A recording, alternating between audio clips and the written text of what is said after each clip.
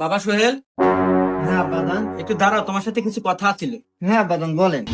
আচ্ছা বাবা, কথা পরেই কই, কিন্তু তুমি এই ভর সন্ধ্যাবেলায় কই রওনা দিলা বাবা? আব্বাজান, একটু পর মাগরিবের আজান দেবে, এই জন্য আগে থেকে আমি মসজিদ বলে এগিয়ে যেতেছি। আহ বাবা, তোর কথা শুনে বুকটা ভরে গেল। তুই কত খারাপ ছিলি, বন্ধু বান্ধবের সাথে আজে বাজে নেশা করতি।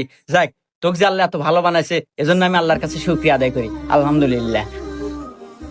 আচ্ছা আব্বা, তুমি জানি কি জানি বলতে চাইলে, ওটা একটু বলো, নইলে আবার আজান দিয়ে দিবে, আমার মসজিদে যাওয়া লাগবে। ও আচ্ছা বাবা, ঠিক আছে। ওই যে তোর মার না খুব অসুস্থ, কয়েকটা টাকা লাগতো, একটু ওষুধ আনতাম।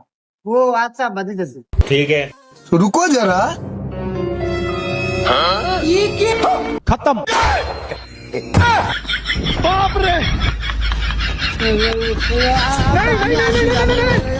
আসি।